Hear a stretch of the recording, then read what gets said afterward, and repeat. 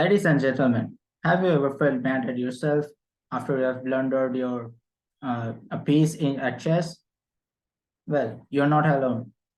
Wesley So in the American Cup has blundered his queen in just two moves in a very crucial round in the finals of final tiebreaks in the American Cup. And so in this video, I'm going to take a look at two games. One of them was played in the round 3, and another one was played in round 4, in the fourth round, and the first match between Hikaru and Wesley.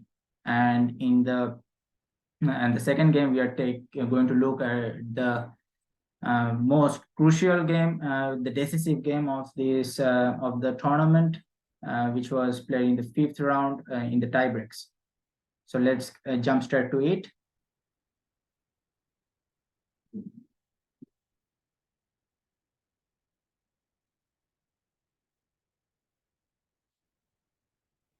Yeah. So this game was played in the 4th round of the first tiebreak games, or 4th round of the first match. It was a classical time control game, which means that both sides had 90 minutes plus 30 seconds increment with each move. So after c45, an English opening, and knight f3, knight c6, e4, a very positional line, and it is thought that white has a slight pull here, I would say. And after bishop b4, d3, these are all very mainline stuff. a3, bishop c5, b4, bishop b6, knight f4, bishop g4. Here, Hikaru played the second main move. The main move here is knight into b6, but and here white has some pressure with the bishop pair, but since the position is quite closed, the knights it is not very, white doesn't have a clear advantage, I would say. So like the knight can come to e6 and play for the d4 square, and okay, there the game is still open for 3 results, I would say, but white is a bit more comfortable. So after in this position, there is a very famous game. It was played in the World Rapid Chess Championships 2021 between Abdusattorov Nodirbek as white versus Magnus Carlsen as black. It was a very crucial game of the tournament. Abdusattorov had beaten Carlsen in this game, and it was a very nice game. I really advise you to check it out if you aren't already. Where Abdusattorov won. A very nerve-wracking game, I would say, and very interesting. So let's go to the main game. So after bishop e2, bishop f3, the d4 square is weak right now. So Wesley jumps straight to it after knight into b6, b6, castles, queen d7, bishop b2, knight f3, all very standard stuff. Castles, queen e2, rook e8, f4. Hikaru generates the first tension in the center, and b5, c5 is quite natural, I think. After queen e6, f5 was it should not be played, because after queen d7, the bishop on b2 is very much I would say is very much is almost a big pawn, because it is blocked by the e5 pawn, and also it is restricted to the protection of the a3 pawn, which is also a very huge weakness, because it is a lone pawn on an open file, which can be protected by another pawn. So after rook a1, c6, the stoppage was saying that e into f4, rook f4, knight d7, and then like something like c6, d5, black should have played. I mean, what Wesley played is also completely fine, but yeah, like, but this is a bit more accurate. But okay, after c6, this is 6, rook c6, rook a7 is very very nice move, but it's very hard to play these such moves as a human. It is very easy for the computer to say just beat such moves because when you're human, you're like, what is this rook doing here? It's very awkward, right? Just protecting this pawn. Such a 5 points material is protecting just a mere pawn. Is that what you expect from a rook? Well, not really, right? So instead, let's c6, and after c6, knight d7, queen f2, f6, d4. Well, black is in no hurry to take the pawn on d6 because it is already in black's camp and it will be easily captured, right? So here f5 engine shot was maybe impossible, but after queen d6, rook d1, rook c8, I don't see any breakthrough for white, which can be a problem for black. If let's say black is playing d4 after takes, queen e7, and this 95, black is going to go to the c4 square next, putting pressure on the b2 bishop and the a3 pawn, and also the e4 pawn is a bit backward, I would say, and very weak because it is on light square and it has no pawn protection. So it is a very weak pawn on an open file. So I think practically it is this position should be comfortable for as black, but maybe white has enough compensation due to his more active rooks and active piece play.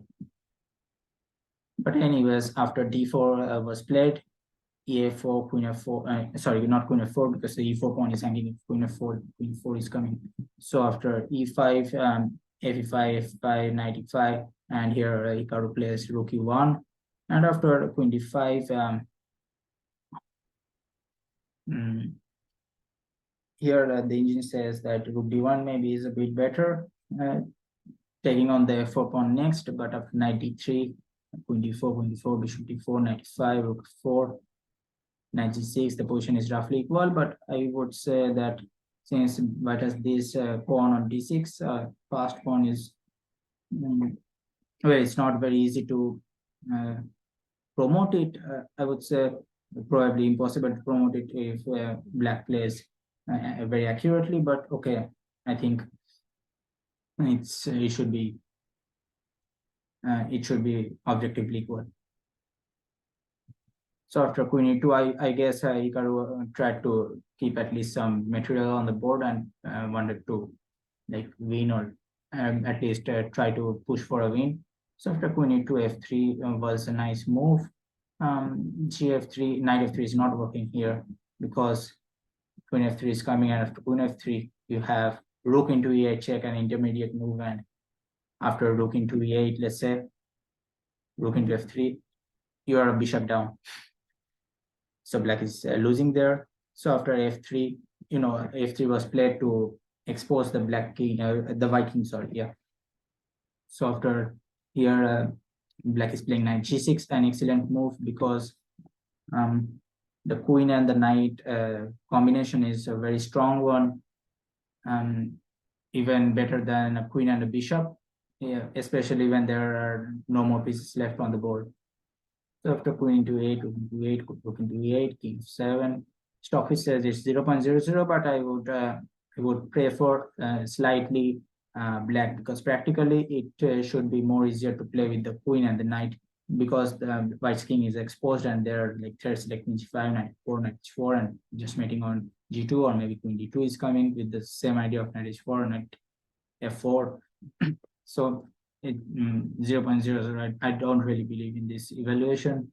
Although if you give it to the engine, probably it is going to hold as white.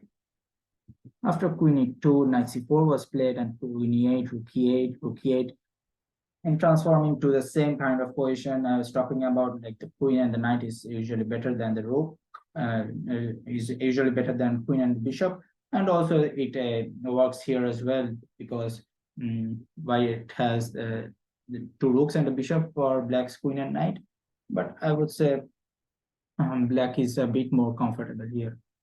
So after king s7, rook e7, king g6, rook g7, king e6, bishop a1 was played, and here Wesley played knight e3. I'm not so sure why he didn't take on d6. I think it's much more simple, and I don't see how white can proceed, because maybe he can play h4 with the same idea of rook g5 and bishop g7 check, but it's a bit complex position, I would say. And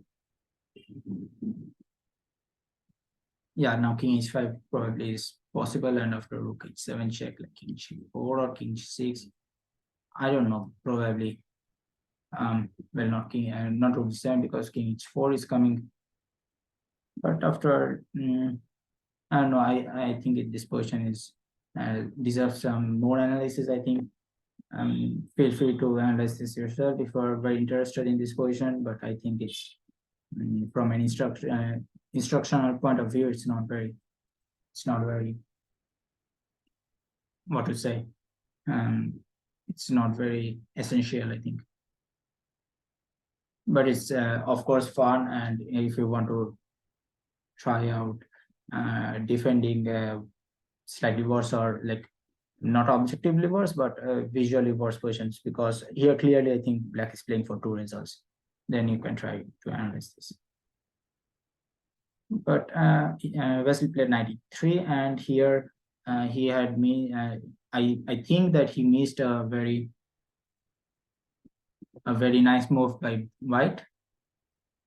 Black is attacking the f1 rook with his knight, and also putting some pressure on the g2 pawn, yeah. But it is guarded by the rook, of course.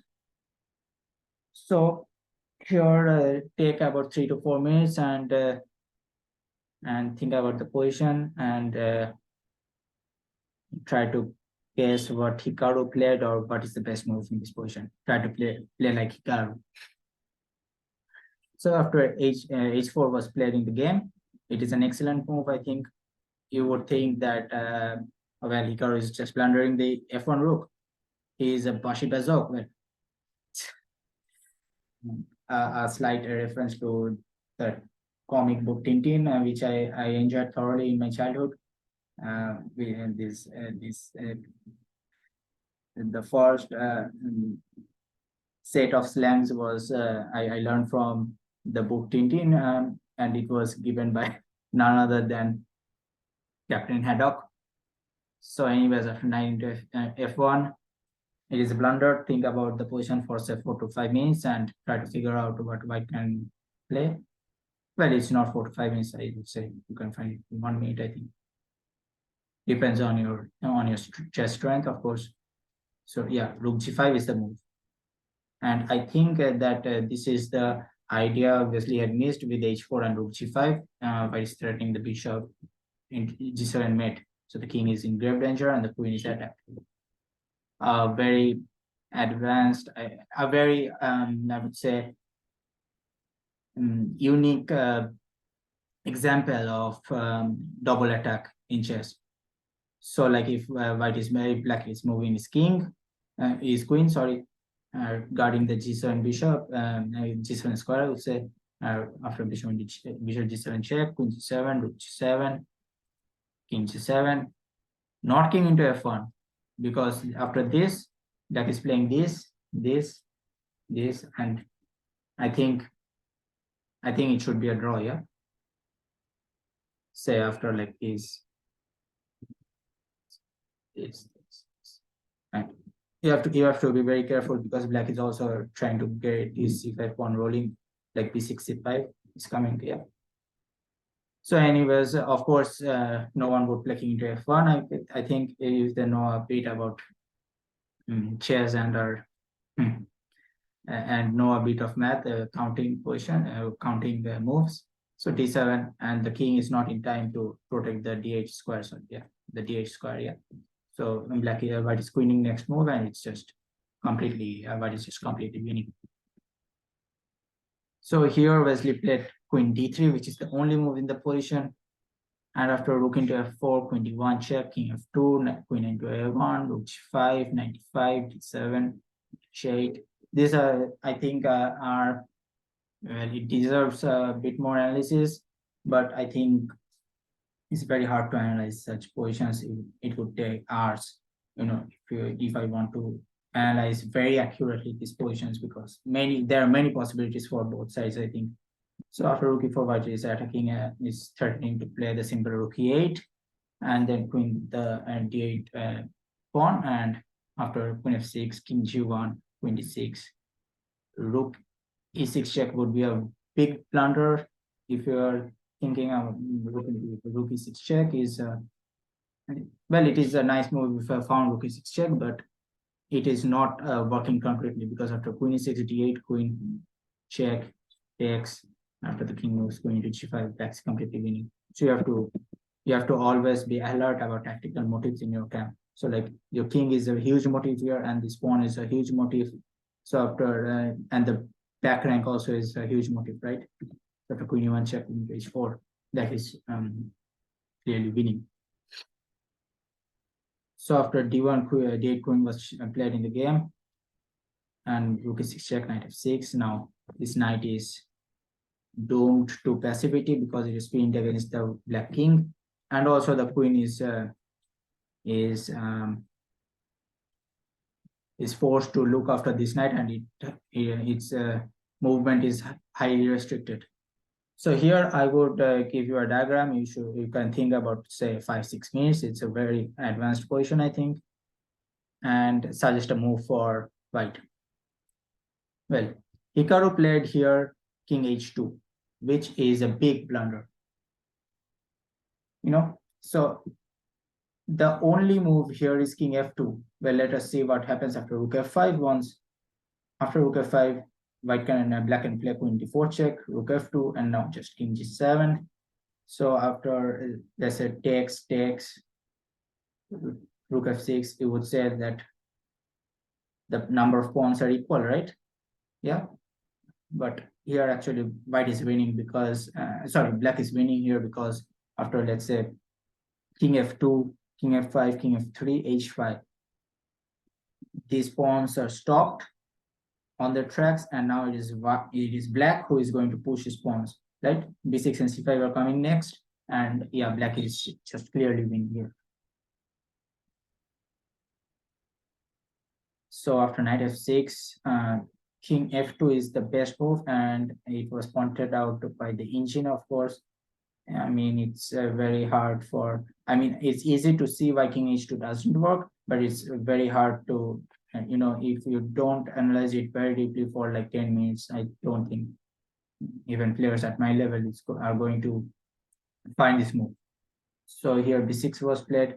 Well, the main thing is that if, let's say, white is playing such checks, then then black can just bring his king up to f5, let's say, and it's and white has no, and black has no, let's say,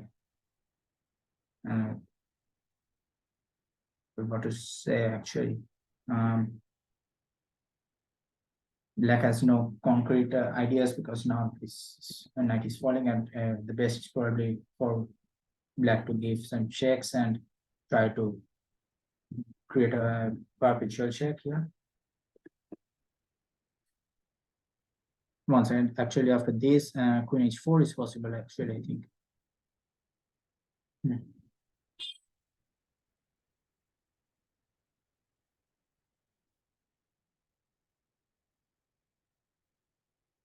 Yeah, I don't know, like this happening, and yeah, black is escaping. Probably I'm doing something wrong here. Yeah, this is a really interesting position, actually. Yeah, after king g3, maybe. What if queen here check? King f4, 4, and now just king g3 is coming in. And I don't think, no, sorry, here queen c4 check is there. Yeah. But now I think, yeah, so now I think white can play this, and after this check, check, and the point is now the h4 pawn is not hanging, right? So like, yeah, so this is the line. This is the best line for for white against queen d2 check. So now this knight is hanging, and black is forced to give perpetual checks here. So yeah, king f2, let's say b6, king f3, c5, g4, queen d3 check, and this is just a draw. So after king h2 was played, try to find out how black can win. Try to think for about 3 to 4 minutes. Yeah, so here black can play queen c7 check. Here queen d4 seems quite nice, but actually it is not working. Queen d4 was played in the game actually, but after queen c7 check, if g3, let's say, then queen f7 is coming, and after rook d6, queen e7, the rook is thrown away from this rank, and the black's knight is free to move, and hence black is completely winning. So if king h1, now queen f7 doesn't work because of rook e5. And it is very difficult to see such moves actually over the board during the game, especially if you have time travel. I'm pretty sure they had time travel because they were in the after move 35. So here queen f8, g4, king g7, rook g5, and if king f7, there is rook f6 check. But after king h8, rook f5, king g7, rook g5 check. Here, I think it's a perpetual. So after queen c7, king h1, queen f4 is the best move, and the h4 pawn is falling. After g4, queen c1 check, king h2, queen 2 check, because if white comes here with the king, then there is this check, and this rook is hanging. What if rook e3 actually? I think just queen d1 check, and the next move you can just move the knight somewhere, or just play queen d6 and move the knight to d5, guarding the sixth rank. So anyways, queen d4 was played, which was a big miss. I think if Wesley would have won this game, it would have a huge impact on the standings of the tournament. Yeah. So after king g3, b6, Wesley, sorry, already has a nice trick in mind. So after king queen e3 check, king h2, queen f4, king h3, there is no real progress for either side, I think. And queen e3, king h1 here. Try to find out a very nice move by black. Queen into h4 check. Yeah, you guessed it right. And here the position is really very unique, and it is not every day that you see such stalemates in the absolute elite level chess, because white is like two rooks for a knight, right? That's around 7 points of material up, but it's a stalemate. Yeah. So let's see what we can learn from this game. Queen plus knight is a dangerous combination, as I've already told you over here. Yeah. So black has the queen and knight. It is a very dangerous combination because they can coordinate very well. Yeah. And we should always scan the position to point out tactical motives in opponent's camp. So here, queen c7 check was a huge miss by Wesley, because we have to see that the king on h2 is a huge tactical motive, and now this and queen f7 is coming. I think, well, it's really, I don't know if scanning the position would help finding out such move, but I think it is quite useful idea for beginners to always scan the position to find tactical motives in both camps. Okay, so let's now go to the finals, the tiebreak finals, which decided the result of the tournament. I would like to share you a clip by Hikaru Nakamura, which is quite funny, I would say. So let's go, let's see it first.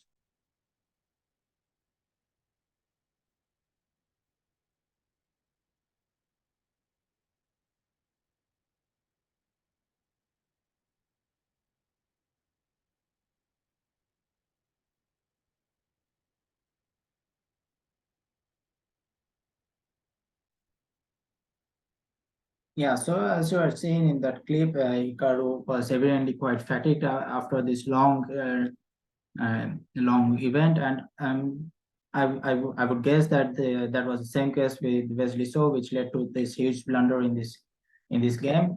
Actually, Wesley had actually did not win any of those games before on in the classical games itself. He had to play a tiebreak, so he had to spend some extra energy for his games, right? So he had on the first game he bet I think he bet Sam Shankland, and in the second game he defeated Fabiano Caruana.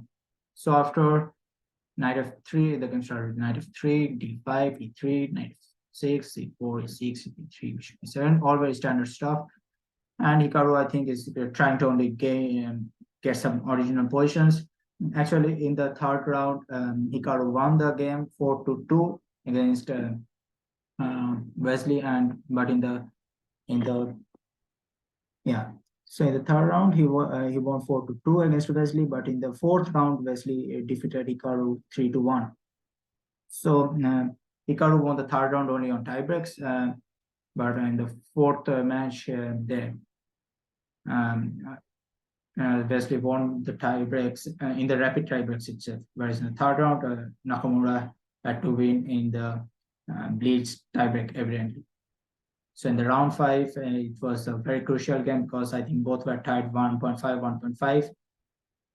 And yeah, so let's see the game. After bishop b2, castles, knight c3, c5, cd5, d5. Here d4 is the main move, but rook c1 is quite interesting, but it allows d4 by black, which is a bit risky, but I understand Hikaru is just trying to make something uh, out of the position. I think some original stuff. So after knight f4, d here d3 is the best move as given by the engine, but this is something I'm pretty sure Hikaru was not aiming for because, well, after this long event, you just want the tournament to end, right? You don't want to place these very nuanced endgames, right? So after like queen d1, well, after queen d1, rook d1, b6, or even starting with b6, bishop c4, queen d1, rook d1, bishop c7. It's well, I would say white is slightly better because these bishops are very well developed. But okay, black is completing his development of the next move, and yeah, the game is open for 3 days. So after fe3, a very interesting choice. White has 6 pawn islands, as you can see, whereas black has 2. After b6, bishop e2, knight e5, castles, knight c6, queen 1, bishop e7, all standard stuff. Hikaru maneuvered his queen to a better place on g3. After bishop 6 takes, knight 6, knight 5. Here, I think queen b8 was a nice move, and or knight h5 was also the engine's top choice. I think all are all are aiming to misplace white's well-placed queen because the queen on g3 is just looking straight to the g8 king, and well, so after this queen g6, white's queen is a bit misplaced, and I think white is going to have some practical trouble because his d2 pawn is backward, and it's he has a structural disadvantage, right? So yeah, white and black should have tried to exchange queens, or at least misplace white's queen. After knight h5, queen c3, knight f6 is also quite good.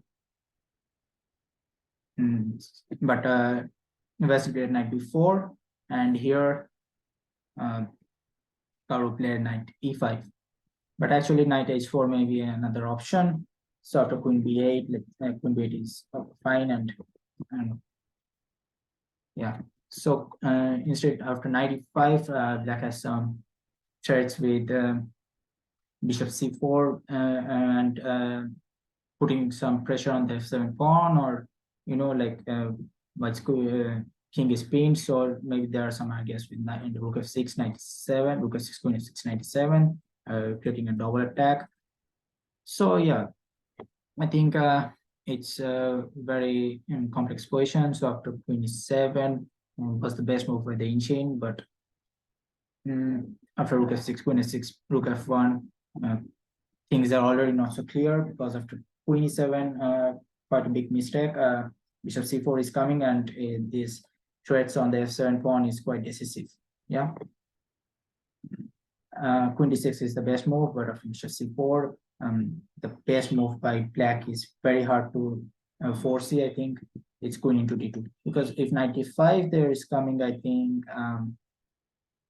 94, and then after bishop into d5, knight f6 check, and there is here initially against black's king.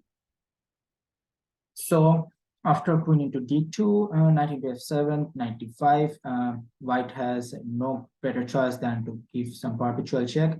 You can, if knight d5, then bishop into d5 is coming, and it's the f7 square is protected, so black is winning. But after let's say rook f8, knight f7, g8, knight f6, and this is a simple draw. And if you are thinking, well, I'm blundering my knight, then you are taking on the knight into, you're taking rook into f7, then I would say thank you very much for the free point, and then I'm playing queen b8, takes, and takes, and it's just checkmate. Yeah. So after queen d2, rook. So here Wesley had made a big mistake, a really big mistake, which costed him $25,000. Well, it's maybe not much in the US, but okay, you know, it's quite a lot of money, I think. Maybe not to these players, but yeah, that is to me. So here just some normal moves such as 27, as we saw, is working, but yeah, Wesley 22. Well, he's saying, well, there is a free pawn on d4, and all your viewers might be thinking there's free pawn on d2, and why not just take it? Well, you should sense danger. Hikaru is not a noob, So after queen into d2, there is rook d1, and after queen b2, there is knight c4, and the queen is trapped, and Wesley resigned. So here, what can we learn from this game? We should never get completely relaxed. Feel danger. I understand that queen d2 is a result of a huge fatigue, because Wesley had to play all those previous rounds on tiebreak against Sami Shankland as well as Fabiano Caruana. But okay, you should understand he got fatigued maybe, and this blunder was only a result of that. And also in playing in defense, we should strive for counterplay. This is a variation from the game where black had to play queen into d2, which is probably the only move to hold the balance. Otherwise, something white is going to penetrate to the f7 square and just create some mating attack. Yeah, so these are the most important points we can learn from this game, I think. And yeah, so like as we saw, these top players, they do not have any kind of respect for material, for the queens. It's very interesting. But yeah, in this case, it turned out to be a huge game losing blunder. So I would say you should always be careful about the position of your queen, and also about your material. So yeah, that's how the American Cup concluded, with Hikaru Nakamura being the winner, and he got like $60,000 prize money. Of course, it is not much, you would think, but okay, they're getting some other kind of what to say, other ways of earning, like advertising, or also some appearance fees. I don't know. I don't have any idea about the total money they're getting from this. But yeah, so Nakamura is the winner, Wesley So is second, Aronian third, Dominguez fourth, Caruana, Shankland were of Sun and Seven Samuel. So yeah. So okay, thank you very much for watching. I think that's all for today. I would see you soon with some more interesting games. Till then, bye bye. Have a nice day, night, evening, depending on your time zone. And yeah, see you soon. Cheers.